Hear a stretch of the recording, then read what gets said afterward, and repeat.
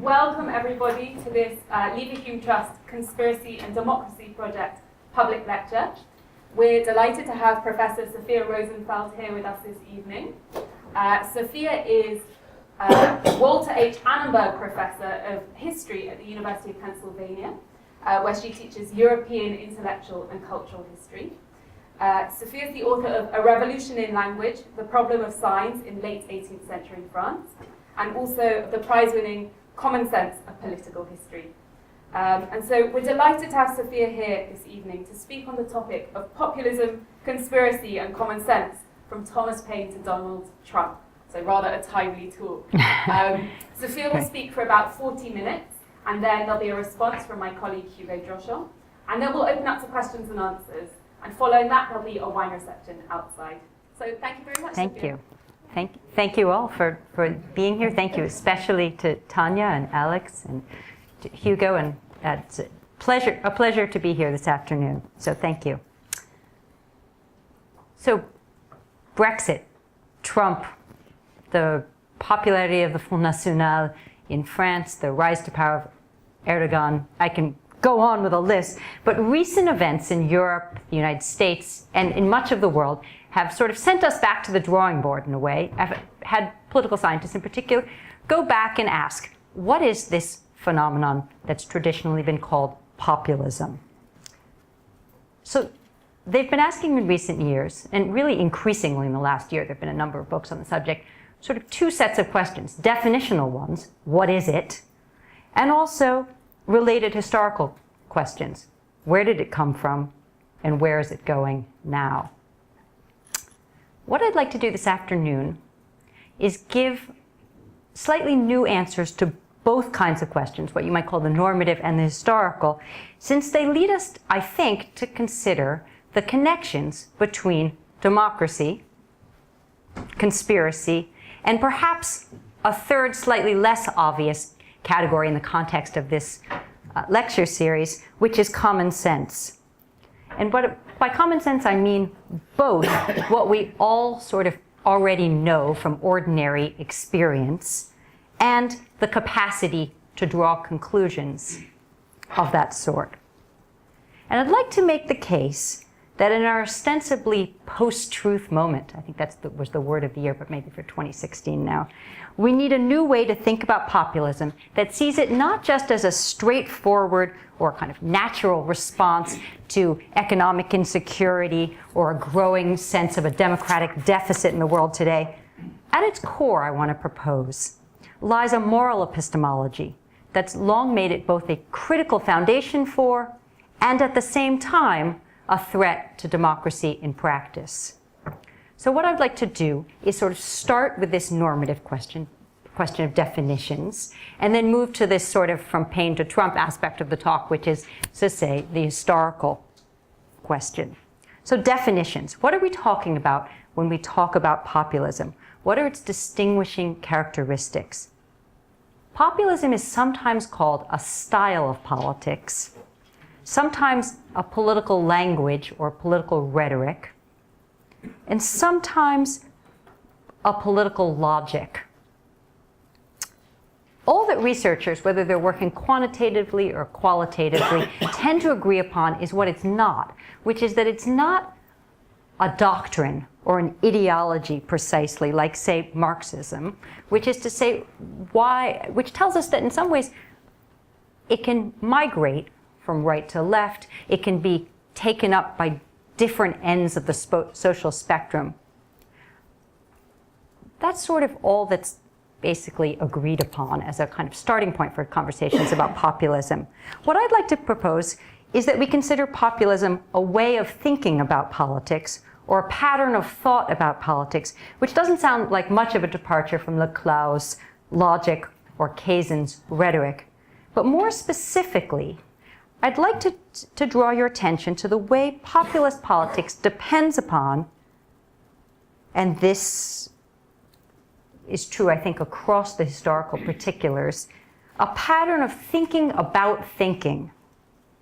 Or to put this in fancier and maybe less populist terms, we might call this a narrative about epistemology with a conspiracy theory at its base and a kind of utopian solution as its telos. And this is a story that keeps getting recycled in new contexts and towards new ends, but that is often covered over or largely ignored by commentators in the effort to read populism as a kind of direct expression of socioeconomic fears or political grievances only. What I want to say is that this is at heart a narrative about the relationship between people and common sense. So let me break that down a little bit. First, in a nutshell, populism depends on the idea of a conspiracy involving theft. In most versions, the people, and I'm going to put this sort of repeatedly in quotes because it's important that we're talking about here something that might be described not as a sociological fact but more as a moral category. So the people, which generally means either the real, authentic people, or the virtuous people, or the patriotic people, but never all the people, have been surreptitiously robbed. The real people have been robbed by an equally nebulous collection of elites, either acting alone. In most left-wing cases, it's elites acting on their own. In most right-wing cases, it's elites in cahoots with some sort of outgroups, racial and religious minorities, for instance, or immigrants. But these elites have robbed the real people of something they once had or should have had. And that something is not just jobs or a public voice. In other words, not just an economic or a political category, but even more significantly, of all the benefits that stemmed from living in a world that accorded with their collective common sense. The conspiracy is the hidden process by which the enemies of the people, which can be defined quite variously as some combination of maybe plutocrats, journalists, bankers, academics, professional politicians, and their allies, so this is a shifting category, have over time substituted their own obfuscating, self-serving, and ultimately false way of perceiving and talking about the world for the people's, and here you see the opposite, homely, practical, instinctive, and fundamentally truthful common sense, and left the whole society, minus this small number of elites and their allies, at some deep disadvantage as a result. So what then is the solution according to populist thinking? And I'm going to keep referring to this as a kind of pattern of thought in almost a narrative form. Populism as a way of thinking about thinking also depends upon the conviction that the only way to rectify this situation is through an act of restoration. Before any policy change is enacted, the people, or their mouthpieces, must first expose the conspiracy, try to root it out, and then finally work to turn back the clock to this unspecified earlier epistemological moment. Think of the phrase, "Make America Great Again." We don't know when again, from when, but some earlier moment when the people and their common sense were rightly sovereign. And here I think is where things get interesting, because there's an enormous promise built into this populist logic. If the true people can finally succeed in getting rid of self-serving, undemocratic experts and their technocratic biases, their fancy pants language, their obsession with complex, multi-level processes, a kind of utopia will ensue. Why utopia? Because until under the reign of the real people's common sense, answers to common complex problems will become readily apparent, even easy. You often see this explanation in populists, it's easy to solve problems if common sense is put into play. And debate and disputation, which is to say politics itself, will largely go away.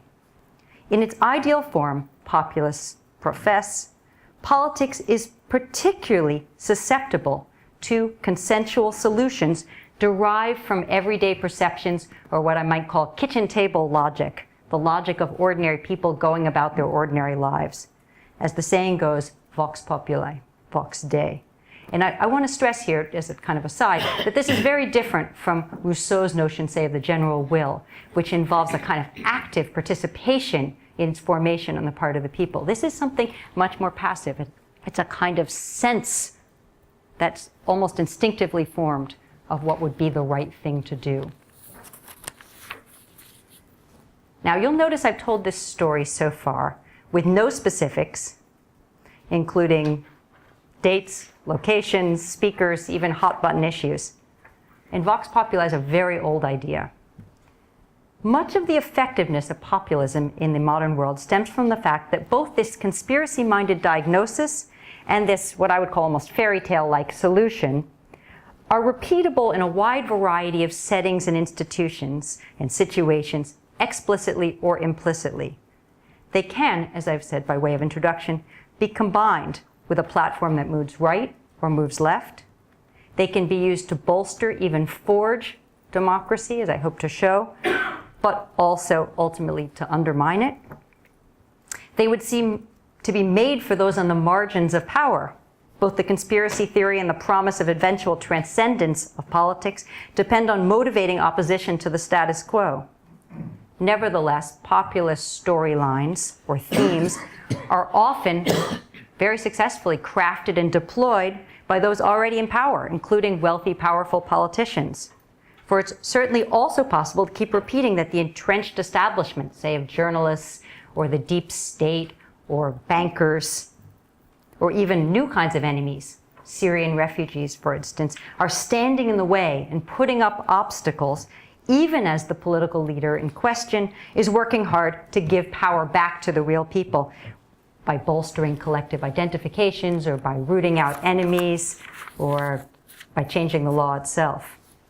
And I think this is an aside of sorts, but I think it's interesting that populist leaders claim that when votes go against them, often that votes were rigged, which I think is important because there's not much room in populist rhetoric, morally or even legally, for the idea of a legitimate opposition. The idea has to be that somehow the real people in its single focus hasn't yet been heard properly or something's standing in the way. The populist narrative is particularly protean because at heart, I think it is more than just an expression of economic fears and grievances dressed up as a morality tale. It's a set of suppositions and a basic story containing arguments about where truth lies and how to find them and how they should be talked about and how they should be acted on. And for those of you who've read Jan Werner Müller's very interesting recent study of populism, he stresses anti-pluralism, but mainly in human terms, suggesting that instead of having class conflict, as one might in a lot of theories of politics from below, there's always an emphasis on the people as a unified force. But I think it's important that this is an anti-pluralism also in the realm of ideas, which is much less often discussed, that the set of ideas that the single people produce must itself be also indivisible in some way and unified. But once we do notice the prevalence of this epistemological narrative with its kind of foundational conspiracy theory and its black and white anti-pluralist moral cast, the historical trajectory of populism and its relationship to democracy start to look different too. And that, I think, is true from its origins to the present. So in some sense here, if you readjust the definition, I think you then have to think again about the history. And for that reason, I'd like to ask a second set of questions, which is, where does this come from, this populism? And how did this way of thinking about thinking ever gain the traction it seems to have in the modern world? According to John Judas, who's the author of a very widely reviewed, also 2016 book on populism, quote, "Populism is an American creation that spread later to Latin America and Europe," unquote. And he's telling some of the strains of it go back quite deep into American history, but really it all began with the People's Party. Anybody ever read the platform of the People's Party? Kind of an interesting document. It demands for attention of the People's Party to the interests of what they called themselves the plain people and set themselves up as the plain people of the American heartland in contradistinction to the plutocrats.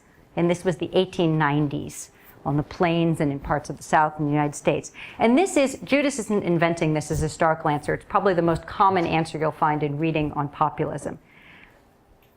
For populism's widely assumed, even if you say it's a logic or form of speech rather than an ideology, to be a response to the anxieties and dislocations of modern life, combined with some disappointment about representative democracy being insufficiently representative of the interests of the true people, often rural people in this case.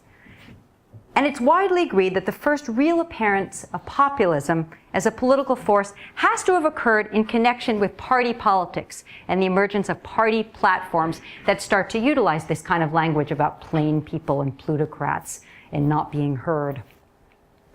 But when populism, I think, is seen at a deeper level as a way of thinking, especially about thinking, its roots appear to have preceded democracy, and at least initially to have been one of modern democracy's building blocks, which would actually, if you're thinking about conspiracy and democracy, put a kind of conspiratorial narrative into the foundations of democracy rather than be simply one of its products.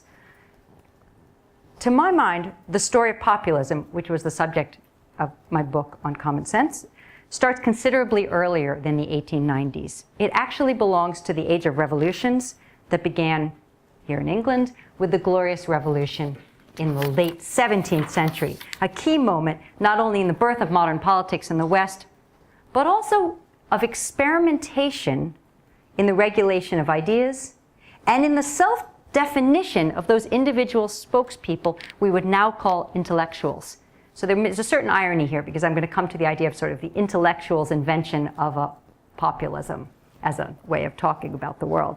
For it was in the very late 17th century, London especially, where common sense had already lost its old Aristotelian meanings as a precise mental faculty, or what was sometimes called a sixth sense, that it was reimagined as a new kind of authority, very different from and considerably less absolute than that which we would associate, or was associated, with kings, or clerics, or aristocrats, or great philosophers of the past. Though that isn't a way of saying it, this necessarily came from the ground up. It simply offered, it's an alternative source of authority. So if we can briefly imagine ourselves back into a world in which pre-publication censorship of ideas has just been abandoned for the first time, and a radical notion of religious toleration is being tested out almost as a trial, well, it's easier to then begin to sort of understand the anxiety that arose, I think, about the proliferation of printing and ideas, or what we would now call intellectual pluralism. And quite quickly the question arose, how can the strife born of all these diverse opinions be limited without resorting to coercion, sort of heavy state repression of some kind?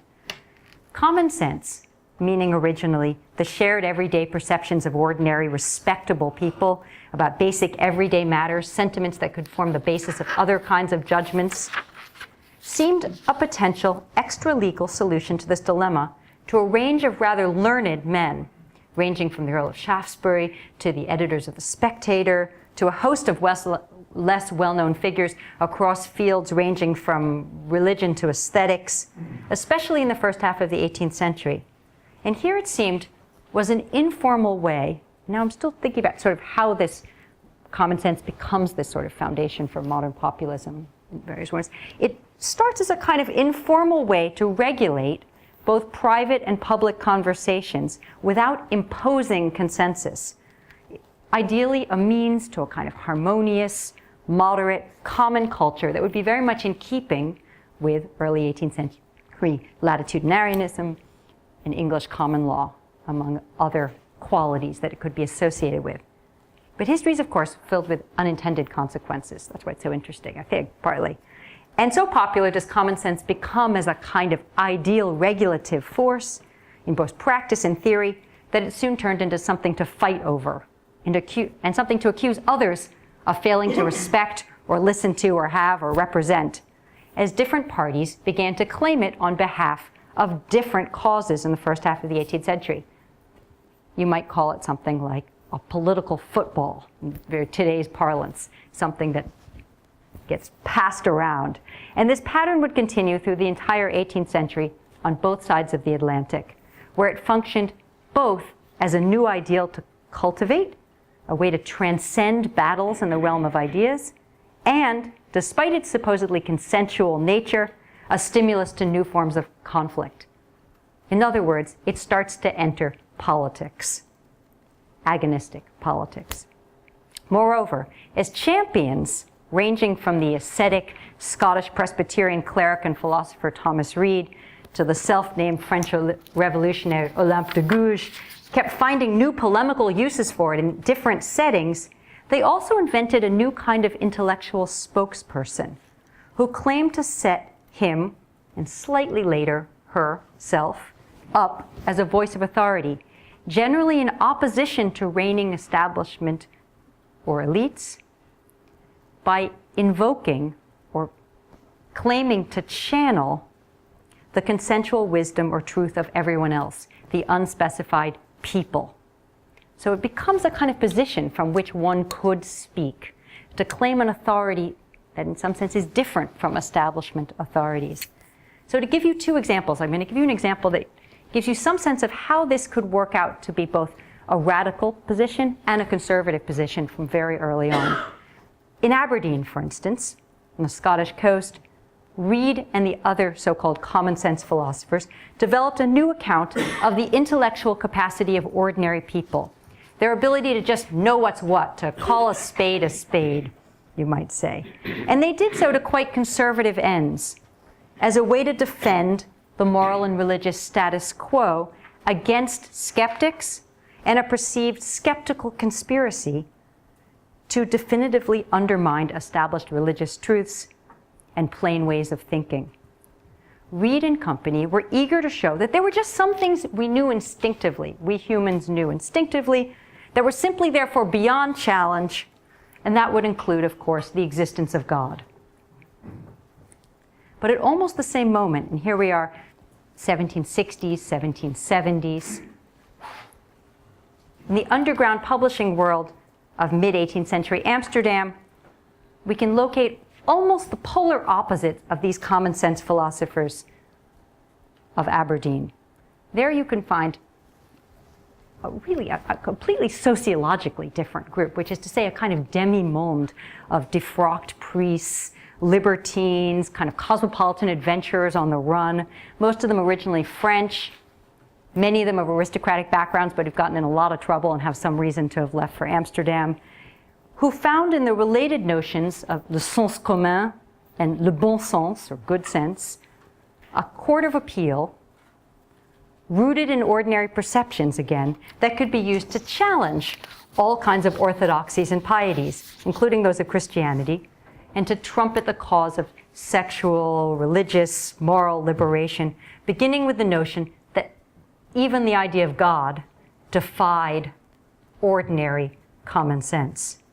And as such, in conjunction with underground publishers, these men succeeded in creating a radical function for common sense in the late Enlightenment as well, especially when used by those who could claim to see from outside the fold what others, including reigning authorities who conspired to disguise the truth, had either failed to see or refused to see. So here we have, what I'm trying to sketch out here is a little bit how we get these spokespeople for common sense, who they might be, why they rely on the authority of the people to make claims, and then this vast array of possible claims you can make with this kind of authority by the late 18th century. And then, in my reading at least, by the winter of 1775-76, on the other side of the Atlantic, with just a little bit of sleight of hand, the immigrant polemicist Thomas Paine rolls it all together. Paine suggested, drawing, I think, on both these currents, this kind of right and left variants, as well as probably the hometown kind of plain-spoken language of Franklin's Poor Richard of Almanac fame, that he was simultaneously, and this is where I think Paine is really interesting, rhetorically at least, doing two different things. He was voicing the existing consensus of the American people, no matter that such people hardly exist and that he himself has arrived about 6 months earlier in America, and he's simultaneously telling them what they ought to think if they didn't want to be taken for idiots. And moreover, in his great pamphlet, Common Sense, he attached the whole notion to a specific political form for the first time, popular sovereignty, suggesting not only that it was commonsensical to separate from England, with that famous phrase about how can an island rule a continent, which is a kind of common sense logic, but also that the people's conception of common sense should rule the day and provide a foundation for lawmaking precisely because it was perfectly matched to the political problems before them. This is a common sense notions and populist politics have to depend on the idea that politics itself is a realm that is really easily understood using the ordinary capacities of ordinary people. It's not how we think, for instance, of science today, but it is often how we think about the realm of politics. And this idea is first given legislative heft in the original Pennsylvania State Constitution, crafted later that same revolutionary year, 1776, in what might be called the world's first experiment in trying to turn common sense, in this case, the common sense of white, urban, male laboring classes in Pennsylvania, into the basis of a new political order. And in this way, democratic populism, a kind of faith in the real rule of a fiction called the people, and their instincts and language leading the way to the end of politics as we know it, or the end of kind of agonistic politics, was born. I want to suggest that modern democracy, as it first began to take form in late 18th century North America, might best be thought of as a kind of odd and not always successful blending of liberal constitutionalism on the one hand and populist notions of sovereignty on the other, with the balance shifting at different times. Indeed, elements of this 18th century attachment to the common sense of the people have endured in the mainstream American political imaginary to this day. To evoke common sense has become, and I think the presidencies of both George W. Bush and Barack Obama demonstrate this, a standard way to signal first that one is eager to transcend partisan politics and simply implement the solutions that we'd all agree upon if we got rid of the bickering, ideologically driven, beholden politicians. So that's one way common sense is used. It's also become a means to indicate that one is, despite one's actual class background or education level, a regular guy, relying on the same kind of folk logic that ordinary people do as they go about their ordinary business far from the corridors of power. One might say that in the US and in many parts of the world today, faith in this imaginary capacity and body of wisdom, common sense, has become part of our contemporary common sense, so taken for granted as a source of truths that to reference it seems as natural and obvious as its dictates. That said, though, there is another side to the story, and this is where I want to keep coming back to the ways in which democracy is both supported by and undermined simultaneously by this kind of narrative that I've been trying to evoke. And this other side to the story is just as old and sporadically just as enduring. Indeed, the present in the US and elsewhere seems to be a moment for its resurgence. For as democracy everywhere has grown more and more complex, from the issues at stake to the procedures it follows to even the language used to explain itself, and as it's become harder and harder to grasp who the people are in an increasingly diverse and divided social body, strains of populist thinking, equally rooted in this same story about with a conspiracy at the beginning and a promise at the end, have also shown themselves to be very useful in undermining democracy. Paine's and Pennsylvania's reformulation of the nature of politics in the 1770s almost immediately produced a backlash in Europe and in the new United States in what might be called a turning of the model of democratic common sense against itself. And I'm interested as much in, if the first story is about supporting the notion of popular sovereignty in some form, this is a story about how the same structures can be used against that notion.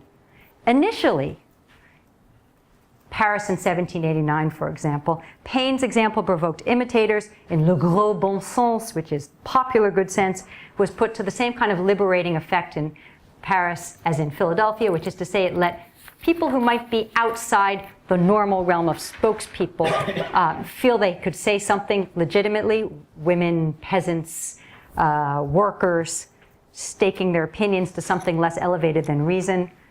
And it also worked potentially to create some kind of commonality among a divided population.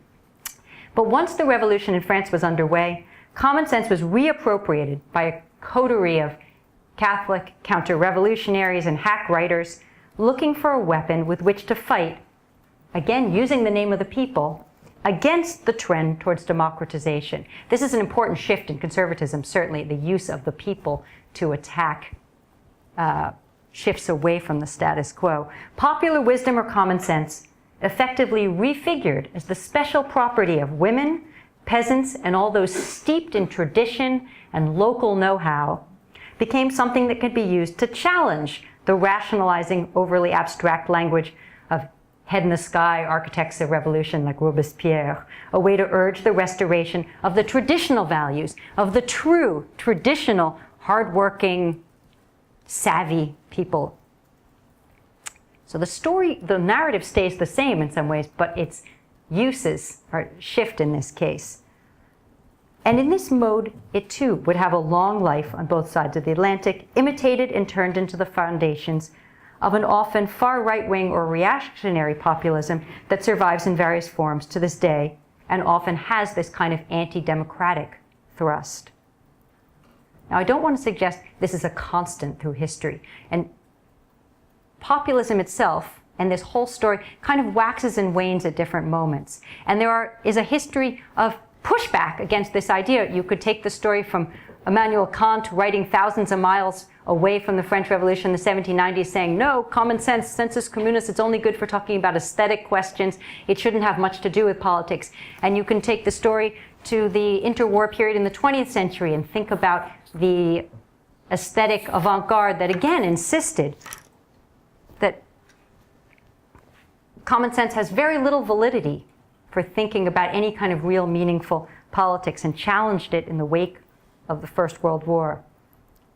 But the celebration of common sense as a revival had a kind of revival in the immediate aftermath of the Second World War, that is to say, the second half of the 20th century, in democratic contexts. At its best, common sense, as Hannah Arendt argued repeatedly in her post-war writing, kept people connected to one another. I mean, she saw it really as a virtue to cultivate. Kept people connected to one another by enabling and regulating conversations, linking them without making them identical. And she insisted that common sense should be both a kind of goal and foundation for any true democracy, something that had to be cultivated. Still, as we know from subsequent history, populist politics built around an epistemological narrative centered on common sense as both an idea and an expression carries considerable risks, especially once democracies are established. And I think Arendt pays too little attention to this effect. And I think actually most commentators have paid too little attention to the fact that common sense becomes more problematic when a democracy is up and running in some form. At a minimum, common sense can be marshaled to support false analogies and simplistic solutions to policy dilemmas, as in the suggestion that we can cope with a federal budget the same way you would a family budget. If you're short on money, spend less.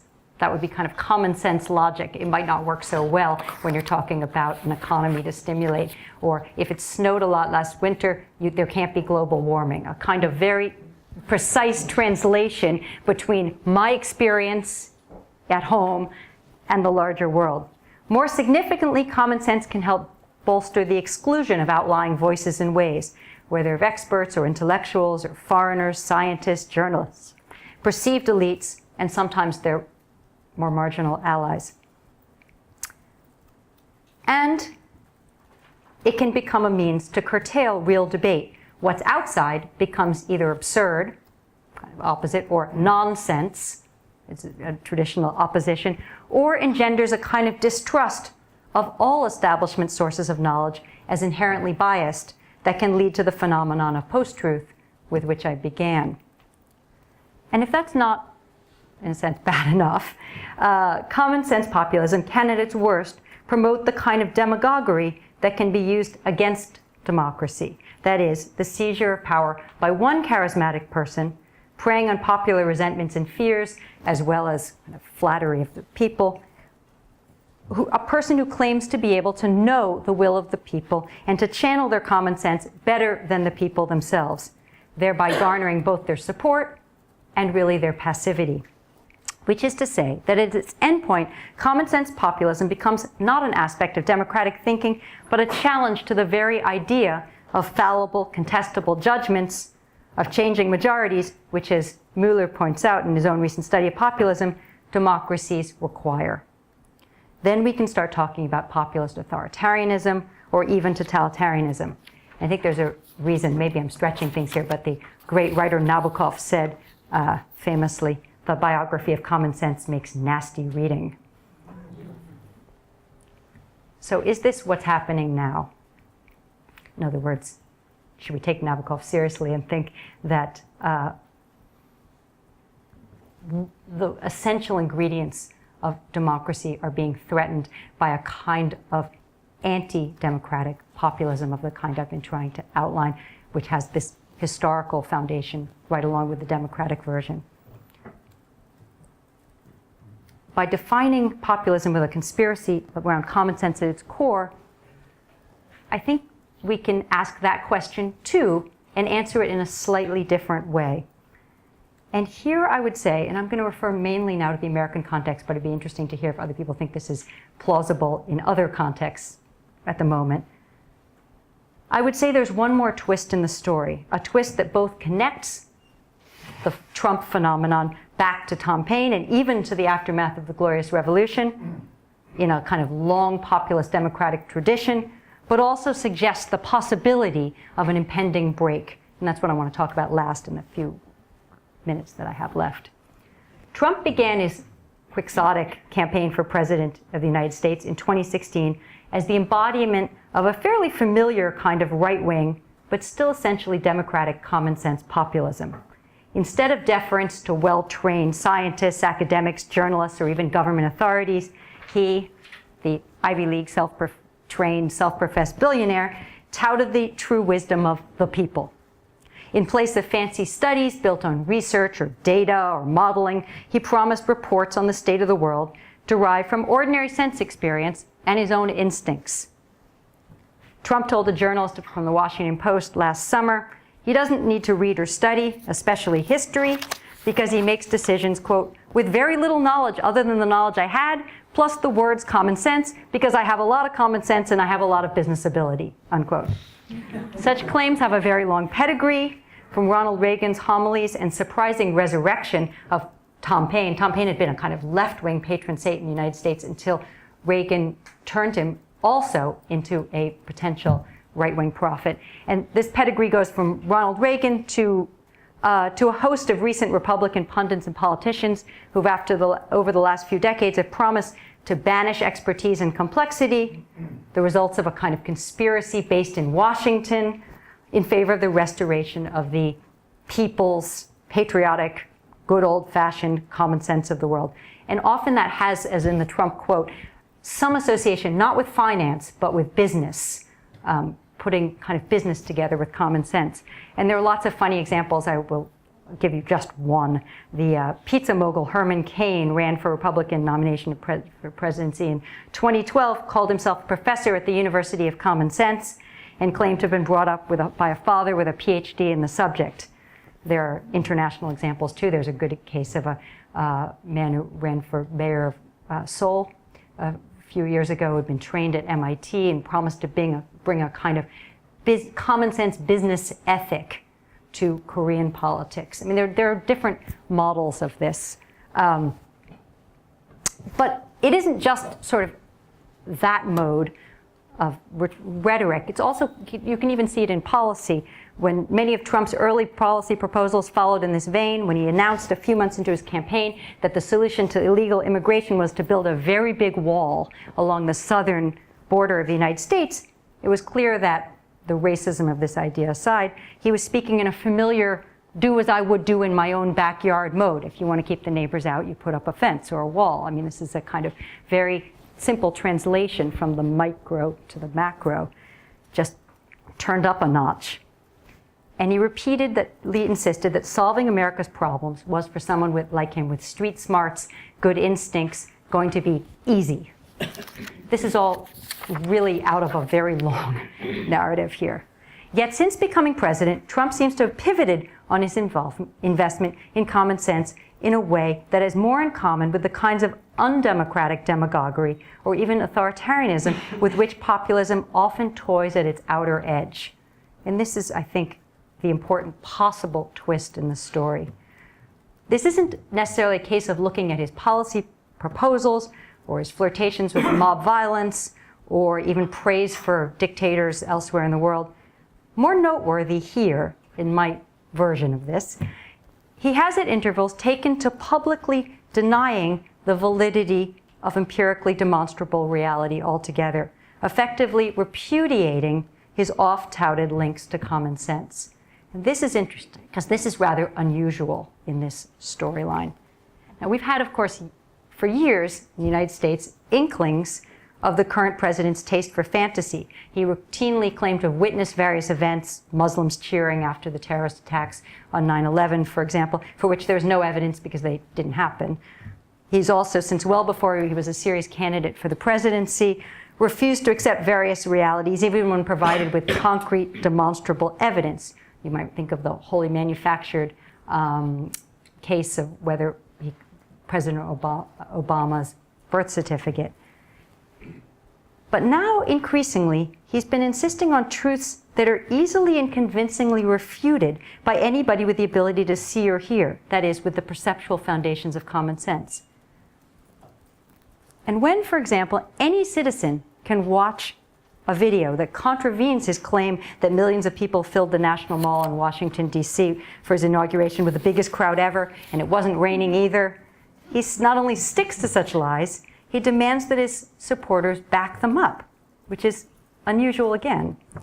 The president, quote, believes what he believes, unquote, his spokesperson, Sean Spicer, recently put it. Accuracy, evidence, or other people's perceptions be damned. For in his lies, Trump appears currently to aim less at what you might think of the traditional goal of lying, which is to pull the wool over somebody's eyes, than to essentially assert his power to shape reality. This is a point that Masha Gessen has been making a lot in the press, which I think is interesting. But if you promise to reshape reality, you're in a sense either eliminating or delegitimizing other sources of knowledge or information, from that of experts, but also that seems simply self-evident to ordinary people going about their everyday life. So now, I don't want to exaggerate here, and I don't want to claim that sort of we've walked into totalitarianism. It's not going to be easy. It isn't easy to pull off this kind of shift in the function of populism and this approach to truth in a country with both the legal framework and the size of the United States. The difficulties have become more apparent all the time. But here, too, the populist desire to do away with all intermediaries, as well as identification of vigorous debate and opposition with an elite conspiracy, have the potential to shade into a framework for authoritarianism, which is to say, ironically, stripping the people of any real power. And when that happens, as Arendt has also noted, the deployment of common sense becomes the people's only weapon against the state.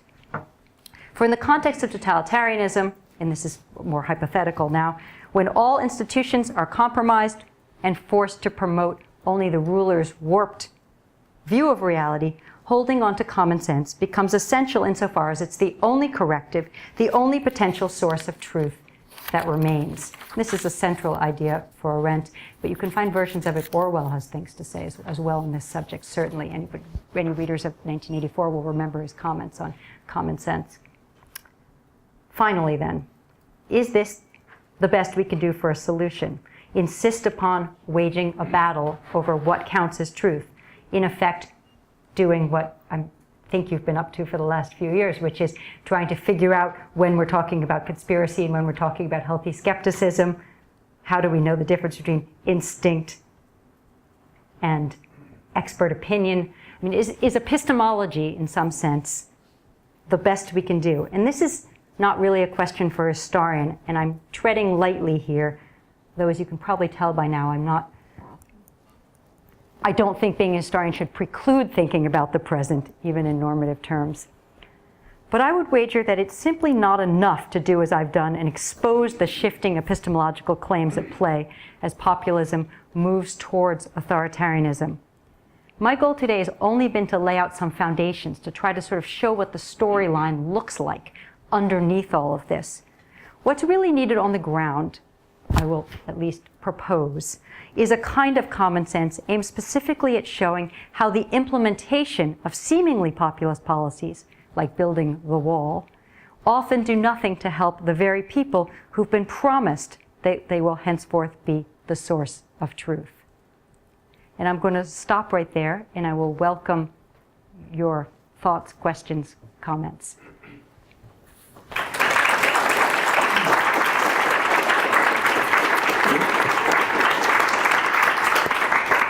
I'm sorry to, you have to listen to me first before you ask questions. I'll try to keep it short, I'm sure you have lots of questions. First of all, thank you very much, Sophia, for a highly stimulating talk and really bringing, I think, this idea of common sense back into these discussions about populism and politics that we have today. I think it really adds a dimension to it, which is very interesting. And also, thank you also for showing how conspiracies about elites holding the people back in cahoots perhaps with, well, not just the media financial elites, but also with minorities or even foreigners, brings the question of conspiracy right back into the heart of democracy as we know today. So it's precisely the kind of heart of the topic we've been looking at for the last 5 years. So that's fantastic. And there are other excellent points I just wanted to start off by highlighting, which are very important in these discussions that we have on populism. So I don't know how well you're familiar with the kind of debates that we're having. Sophia has mentioned already that there's been 2 key texts that have been published, which 2 books were published last year. And the first one is Jan Vermeulen, What is Populism? The other one has been by John Judas, The Populist Explosion. There's a third one also, which is the very short introduction, which has just been published by Cass Buda and Cristobal Kalswater, which I'm going to mention now, actually, to bring that into the discussion. But the points are excellent. Firstly, to remind everybody that you can't just subsume populism into this idea about economic inequality or economic insecurity. And precisely the argument that Muja and Kaltwas would say is that you can only think about certain types of populism in a post-material society. They build on Ronald Inglehardt's idea that when society has achieved a certain degree of material wealth, then there are other issues that come into being. And one of these, obviously, are questions of identity politics. And so what you see in at least Western populism is that the type of right-wing identity politics we associate with the Front National, with Germans, the German Alternative for Deutschland, and also in America, this identity politics is only possible on the basis of a certain degree of material wealth, which differentiates itself. So that's what we tend to think of as right-wing populism.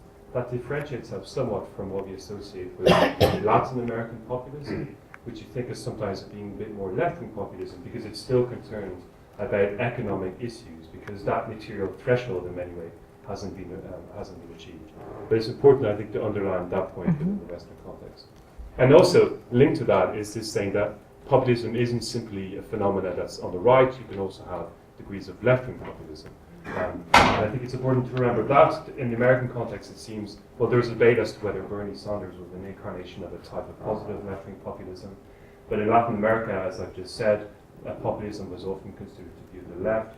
In Europe, countries like Spain, Italy, even and Greece, you have these kind of left-wing populism, which are important.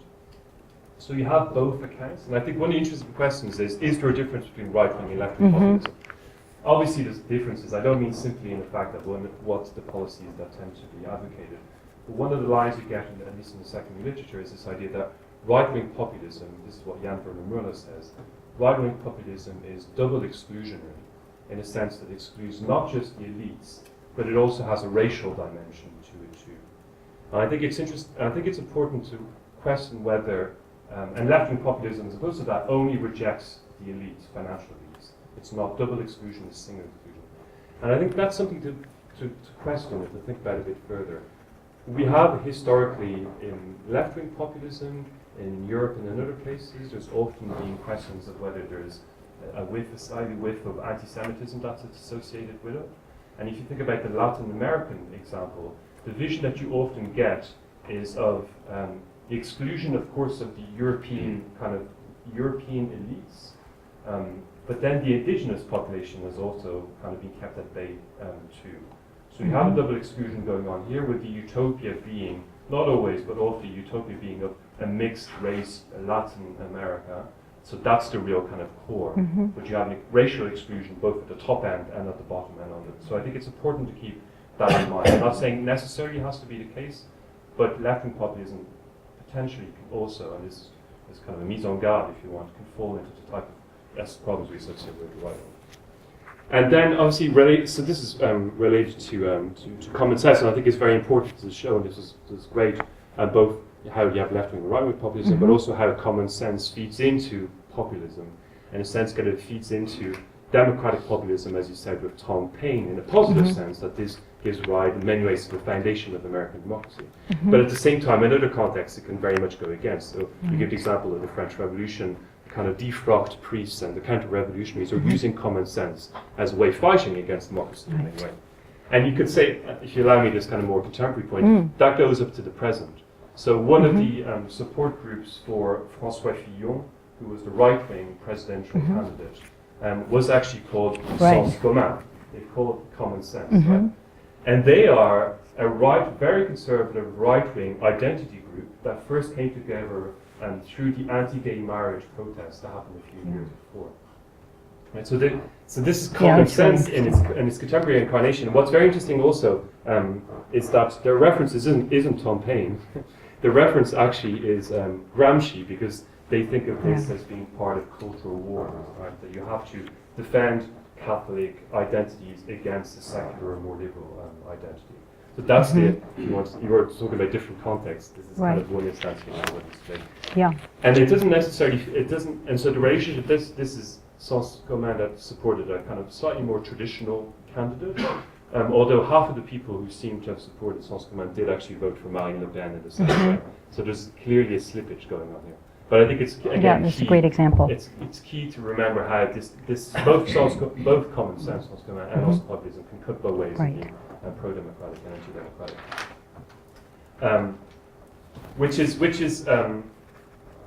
Which is also one of the points that Muda and Kalkbrenner make then in this very short introduction, that in certain instances populism can be quite pro-democratic or helpful in democracy, and they tend to associate it in regimes which are semi-authoritarian or in transitions to democracy. In those situations, populism can very much help, because it's claimed to talk in the name of the people against elites at the time. But once you get fully fledged democracies, as you say, then it can actually go against democracy as such, because there's a tendency to exclude people. And so then a fully fledged democracy, that goes against it. So those are some brief remarks. To get to my main comment, which is the main thrust of your paper, which I very much enjoyed, which is, should I say, where does populism? Is this a new phenomenon? Did it start in 2016, or does it have some historical roots? Right.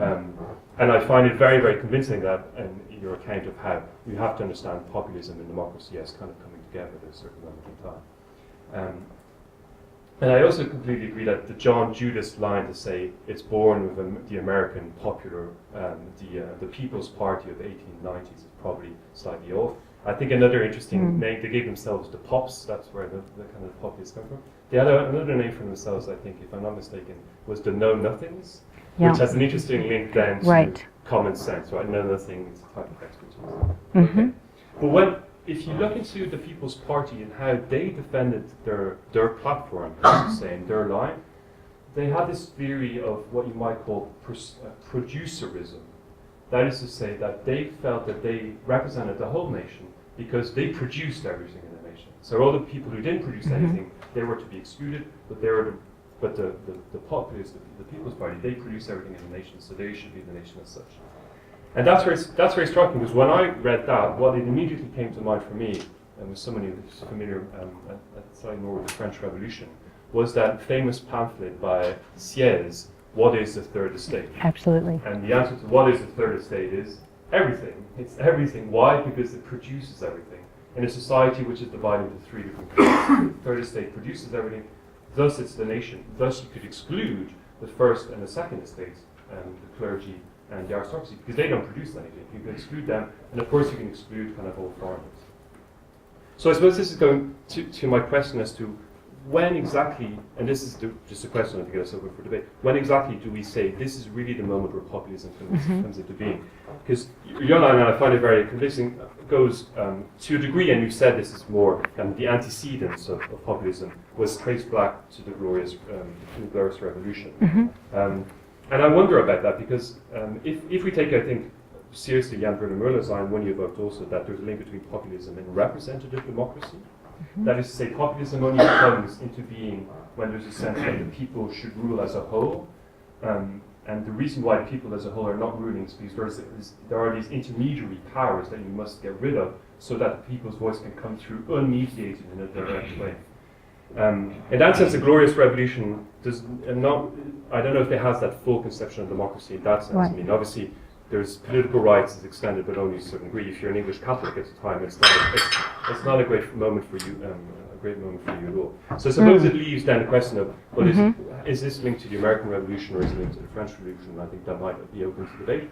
But I'd be very keen to hear your thought on it, because I wonder whether you really have to have the conception of the people as a whole who rule before you can have populism. Because if it's just small groups of people, then representation doesn't position itself in the same kind of way.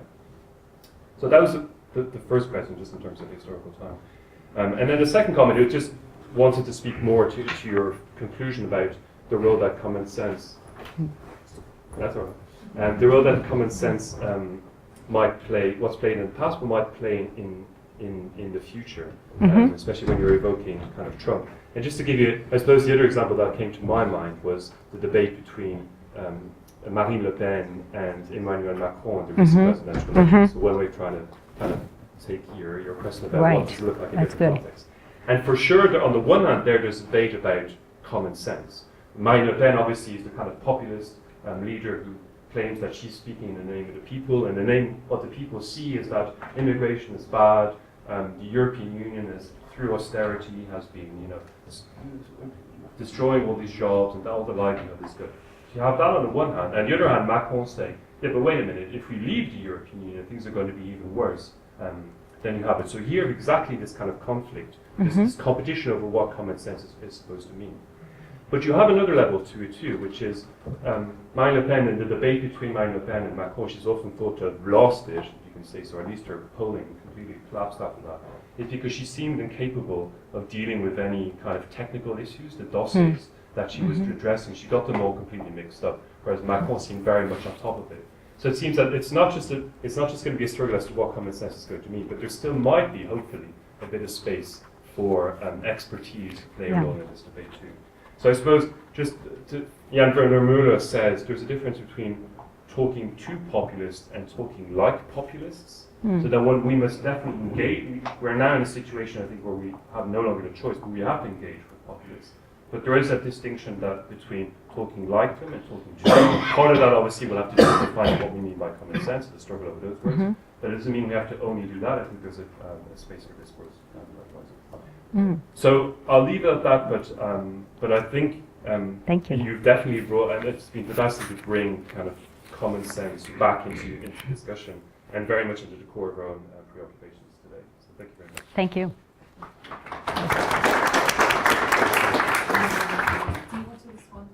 I'll respond in 2 words, really, because I'd be more interested to hear what other people have to say. But I mean, those were terrific remarks. You brought up at least 3 really important issues, and the French case works as well to talk about this as the Trump case. So we can think of different examples how this can play out. But this question, a very important one, has to do with this question of right or left populism. What is the difference? And I think you're right to complicate the idea that the double exclusion from the top and from the very bottom is only a feature of the right. It's more prevalent on the right, but even the Saez example that you start with, when Saez says the producers are the real people, He means to leave out the aristocracy and the clergy, but he also means to leave out beggars, people who basically don't contribute anything to the economy in some way. He does mean to kind of not imagine all the way down the social scale. So there are always going to be exclusions, I think, on both sides. Even the People's Party you referred to had a sort of left position on economic issues, but with a racial ideology that moved it rather to the right, so it would be hard to classify. So I think that's an important distinction, not to make too clear-cut a distinction. The question, when does populism take off? Like anything, it's there are multiple possible answers. The Glorious Revolution, I think, gives us the beginning of the idea of common sense as potentially a political category, but it doesn't give us populism for all the reasons that Hugo just mentioned. I think it's a product of the American and French revolutions in its more developed form, imagining new forms of democracy. It stimulates them and then provides a threat to them as soon as democracy is up and running in various forms. And finally, on this question of technocracy and common sense, democratic politics, to my mind, is already a very weird thing in its modern incarnation, because it combines this kind of liberal constitutionalism, which requires expertise and lawyers, basically, to among other things, with this more romantic notion of the people and their sovereignty. And they don't always fit that well together. Even rights and popular sovereignty are not always an easy mesh. And so in the best forms, these two things sort of balance each other in some way. And I think where we might worry is a kind of populism or a popular sovereignty that, as you said in the example with Le Pen, where the technocratic liberal constitutional part seems to fall out. And Macron's success may depend on being able to create some kind of new equilibrium, not moving totally to technocracy, which has its own liabilities, but imagining some way of keeping these two things in some kind of slightly unstable tension. And that might be reminding people of when you need expertise, when you need legal constitutional formulations, as well as notions of the rule of the people. So that's, I think, a very brief effort to answer your points. But I think those are questions for much further consideration. Where does it come from? And what can we do about it now, for better or for worse? So I would welcome any further thoughts or questions. Maybe Tanya will help me here. Questions. Okay, let's start at the back there.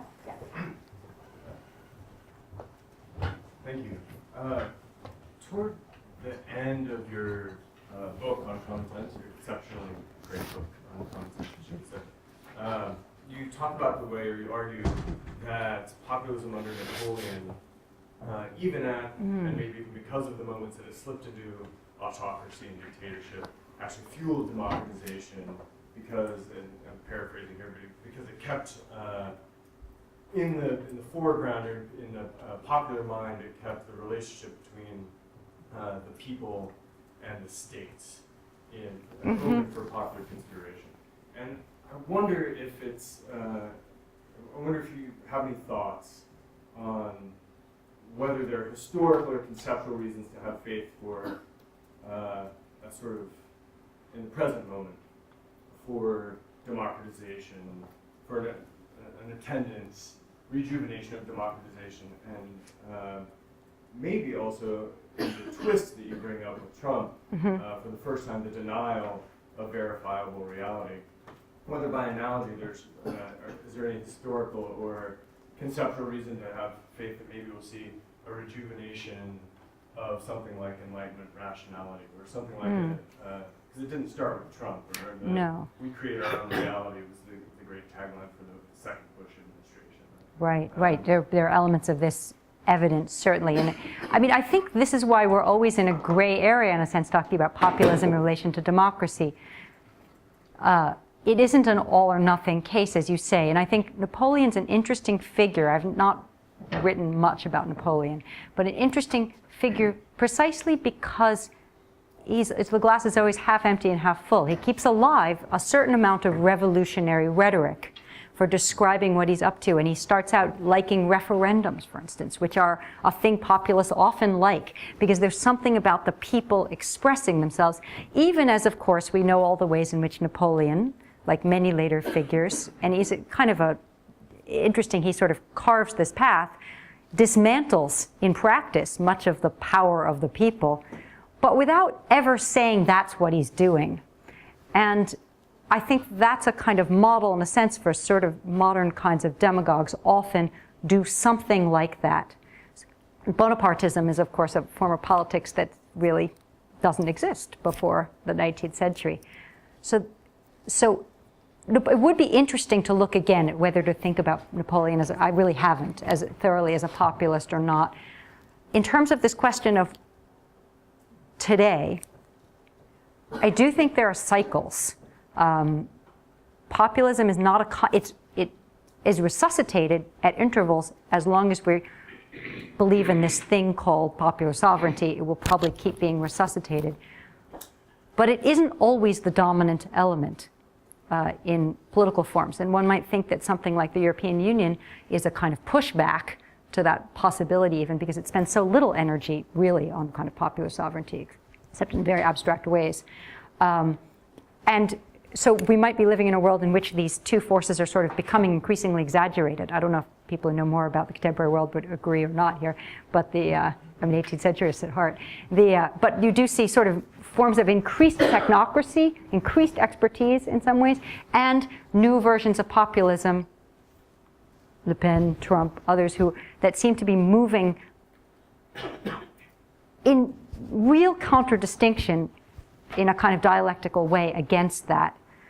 And one hopes there's going to be some meeting ground, as in your Macron example, but I think it's hard to know how that will play out, because both versions seem to me exaggerated at the moment.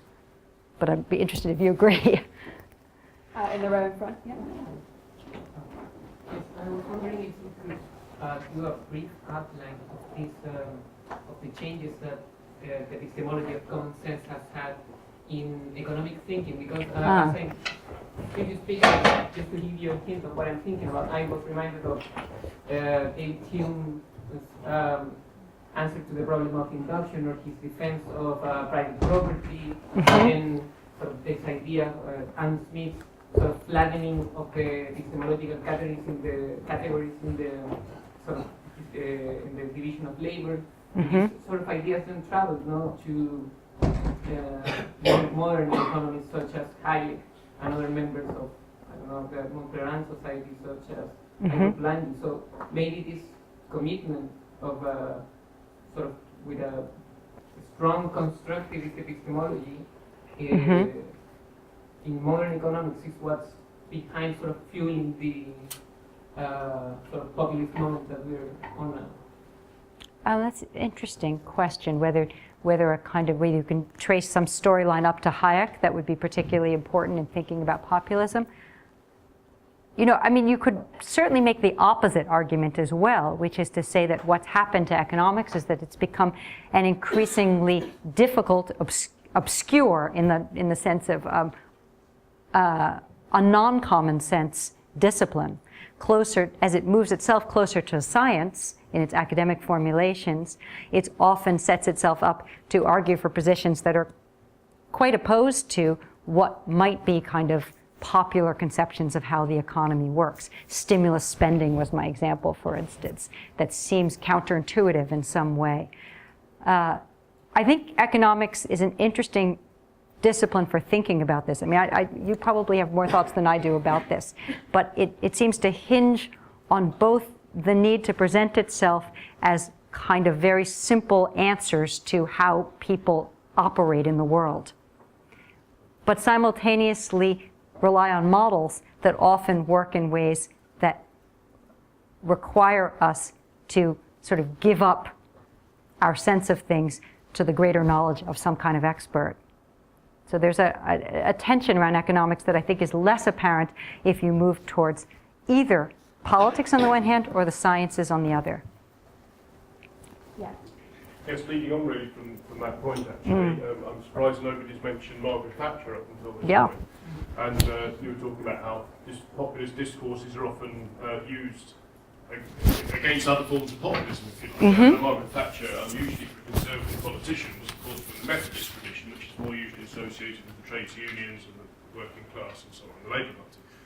And of course, what her great success, her revolution really, was all about making, the common sense economics of the household. You can't spend beyond your means, and of course, you deserve to keep the money that you worked hard for. She used that kind of logic to win, elections. The interesting thing about Thatcherism, of course, is that very rapidly it became something very different, particularly after the Big Bang of 1986, when it became all about, huge accumulation of wealth in the financial sector and so on, which is now, as we can see, has had the absolute opposite effect to what perhaps even Thatcher herself intended. In other words, the common man has no means really, has become indebted and powerless.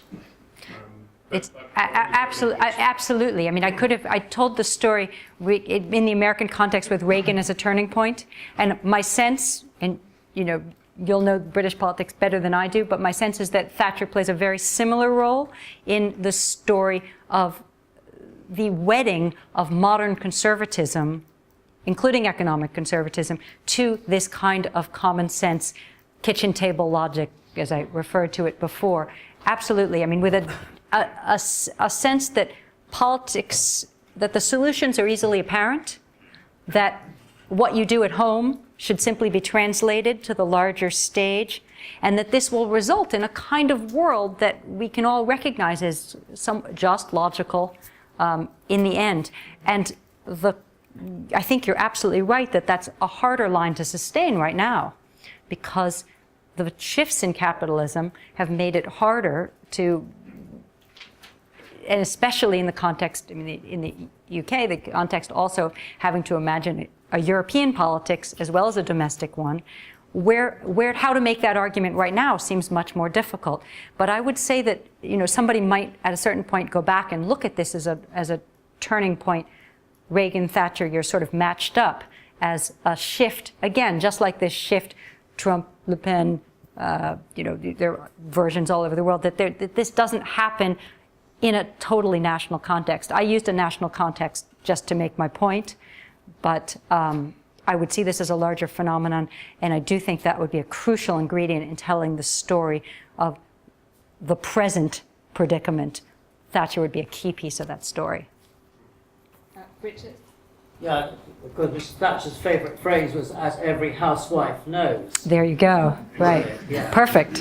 But just as more a comment than a question really, but it's this idea of your assumption that experts, people's assumption that experts are all wrong, they complicated things, the truth is much simpler.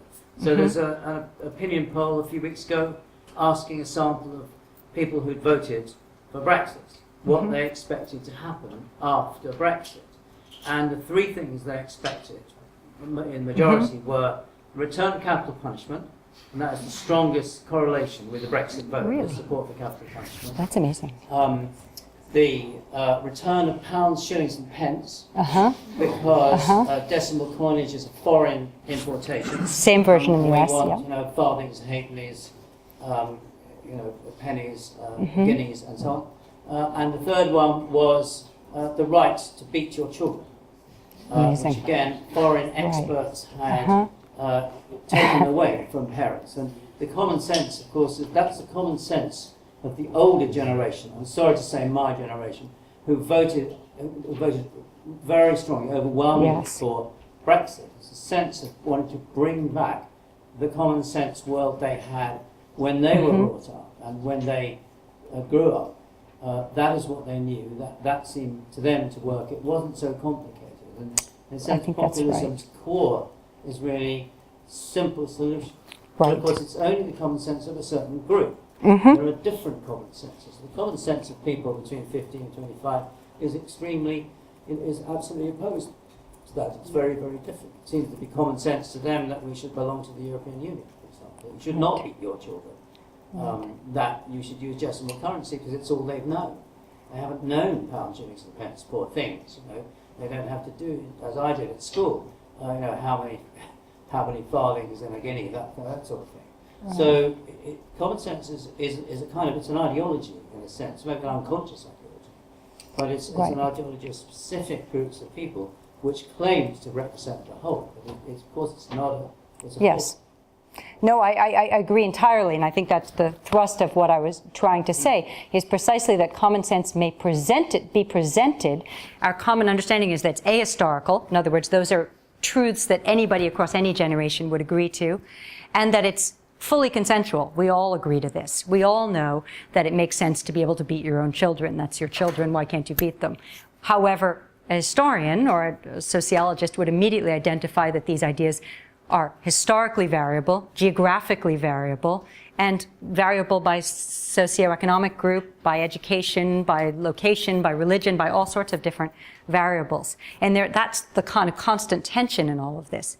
But I'm interested in the quote you also said about the housewife, Thatcher stressing that this is what a housewife would know, because that's even the oldest trope of all. I mean, this is why counter-revolutionaries at the time of the French Revolution, oddly, to remember, often invoked women's thoughts, precisely because you could then say the kind of the person in the home is both practical, but even more stands for very traditional values. Not the world that's changing out there, the world of flux, but the interior of the home. So the reference to the fishwife or the housewife is you can draw a straight line almost from a kind of conservative polemics of 1790 to Thatcher's claims about the kitchen table and what you'd put in your food basket at the market. And again, it's the specific ideas can change. As you said, it could be, one year could be about capital punishment, one year could be about coinage. But the structure of the argument and the claims about the people and consensus and ahistoricity remain the same. I think that's... Alfred? I have a question about this, about your overall argument, I suppose, in the place of epistemology, because you say you want to sort of start from epistemology as a way of understanding the phenomenon of populism. You start with a pattern of thought about politics. And there's something really persuasive about the idea that this kind of common sense is inherent to our idea of democracy, in as much as democracy involves making claims to authority level to the comprehension of those who are expected to be under them. And that, and so there's something inherently democratic in that. But I suppose I have two questions about this move from starting from epistemology and moving into the politics. Yeah. One of them is that does it explain too much? I mean, do we have this? If we start with if we talk about the cult of plain speech, we find it in every election, we find it in every campaign. It seems to explain more than just populism. It's there in our everyday democratic politics. So I suppose the more important question is, what if the relation's the other way around? What if, a number of political scientists these days are starting to say, look, we actually don't start with our epistemology and come into our politics. We should start with our political identities and then find that the knowledge is derived from those. And the knowledge may draw on these commonsensical tropes, may draw on this language of plain speech, it may just as well draw on some pretty fancy economic theories, just like Trump's notions. Yes, he draws on the sort of everyday idiom, but he also invokes complex, counterintuitive economic notions like trickle-down theories of monetary stimulus. So he's got this. So I wonder, is there something to be said for starting with political identity and moving into epistemology rather than the other way around? That's a very fair question, and I'm sure the answer lies somewhere in between, insofar as that epistemological shifts can change politics, but new politics create new kinds of epistemologies as well. And that's why I think also populism looks different outside of as an antagonist to democracy, as a kind of precursor to, than from within. So it is possible that you could rewrite this story and make it a story of politics producing new ways of looking at truth and thinking about truth, particularly the age of revolutions. And I wouldn't be opposed to that model at all. In this specific case, I do think it's interesting that well before, Hugo referred to the Glorious Revolution as having very little democratic content, really, that you start to see the emergence of this new notion of authority in fields that are often, we might think of as quite far from politics, well before they get politically deployed. In other words, you can find it in English religious thought, you can find it in accounts of aesthetics, you can find it in education theories. It's really there's a ton of discussion of this new kind of authority in the 18th century. Well before, I think, you do get to something that looks like democracy. But there's another important point here, which is this pairing of common sense and democracy depends on rethinking the intellectual capacity of ordinary people, but it also depends on rethinking what is politics. And part of this has to do with reimagining politics as something that's not an esoteric science, that's not something for scholars alone. I mean, politics is not obviously an area in which ordinary people should have any capacity. And I think politics gets also reimagined by the late 18th century as something that is susceptible to understanding and even solutions stemming from ordinary people's capacity. So both sides of the equation have to be, in a sense, rethought. Our mental capabilities and what is politics to begin with. And it's something about the meeting of those two that I think is initially fruitful for democracy, but I would agree entirely that once you have something like popular sovereignty into play, undoubtedly it shifts epistemologies in new directions as well. And we're probably seeing that right now, in part with, this kind of post-truth moment suggests this doesn't come out of nowhere. The combination of technological change, political polarization, etc., are producing new understandings of where truth exists and whether it's findable at all. So, Andrew. Yeah, thank you. I was just really interested in the idea that you had that you put forward that common sense basically regulates public discourse. mm-hmm. The interesting thing is that conspiracy theory does that also to a certain degree. It's interesting. Because it pushes to the side those things which get labelled as conspiracy theory. Obviously it's not common sense, however, which does that, because common sense itself has these affinities to conspiracy theories, which you pointed out. So the question would be, is it common sense to believe in conspiracy theories? And I think historically, based on the notion of common sense, you would say, yes, it is, because conspiracies actually do occur. So it's kind of, it poses the question then, where does this other way of regulating public discourse, namely labelling things conspiracy theories, it's not drawing upon the ideology of common sense, I don't think. And that's why I don't think you've got any thoughts about that. Interesting. That's a very interesting point. So, I mean, both of these terms work only in opposition to something else. Yeah. So common sense exists in opposition to nonsense or absurdity or something else that's pushed out as unacceptable. So when you've said something is nonsense, it means it's not worth reckoning with at all, right? It's not worth our engagement. If you say something's a conspiracy, you're in a sense saying something similar. You're saying, this isn't a justified form of suspicion. This is a negative. It's not truth. It's not a hidden truth. It's a conspiracy. So you're creating a kind of acceptable realm of knowledge and an unacceptable realm of knowledge. The interesting thing, so in that sense they're parallel. However, to my mind, common sense, which we tend to think of as an acceptable form of knowledge, depends upon a conspiracy in part. That a discourse of common sense more largely depends upon the idea that there was a legitimate, that maybe conspiracy isn't quite the right word. I mean, maybe I need to correct that. But in some ways, that something's happened that we haven't noticed enough, and that we would rethink the parameters of our politics if we noticed this thing. The regulating idea of common sense, though, is there are a variety of versions of this. Gramsci has a theory of common sense. Gadamer has a theory, and Arendt is, to my mind, the most useful in thinking largely about democracies and common sense. Who really makes the case that there are dangers, but without common sense, we have no common foundation on which to have a conversation. And it's true, it could be exclusionary, but you need something to create a center and to hold people there. But I'm very interested in this idea that conspiracy could work the same way, even as it could be a way to exclude. It could be a way to exclude or to create some kind of group identity. Either way, right?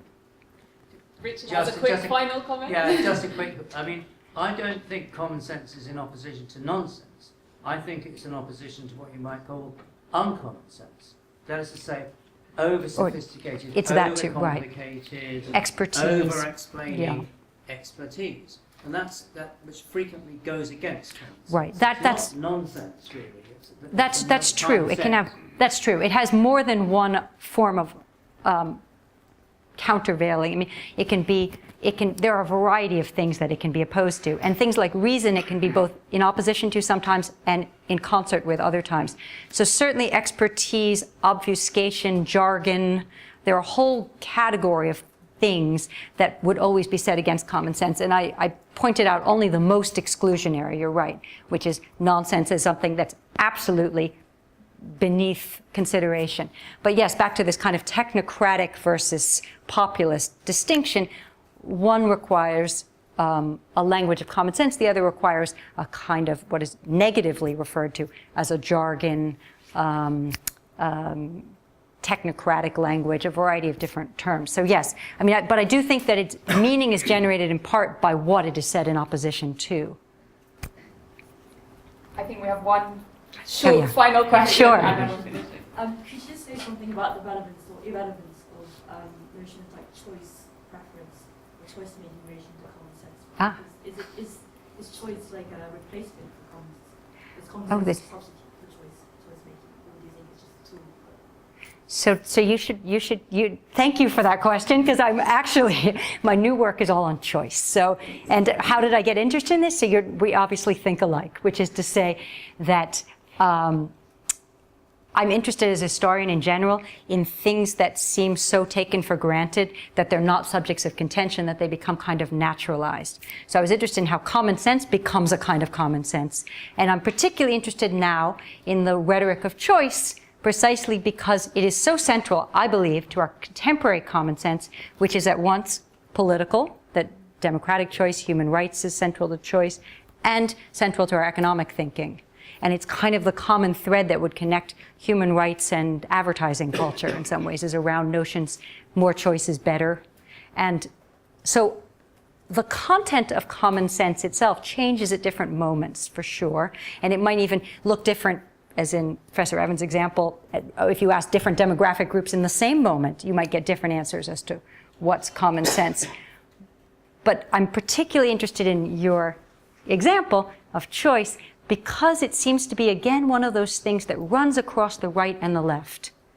In the US, you have, reproductive choice and school choice. And they appeal to very different constituencies, but there's an underlying logic that choice is a good thing. And so I think one thing historians could do more of, and I'll end with this comment, is look not always for the sort of places of contention, but look also at what kinds of suppositions underline so much of the field that they're built into all the various positions that one might take around an issue. And I would call that a kind of history of common sense. Or doxa would be a fancier way to put it, but common sense would be the more common sense way to put it. So I'll end with that. Okay, on that note, please join me in thanking Professor Rosenfeld for that. Thank you.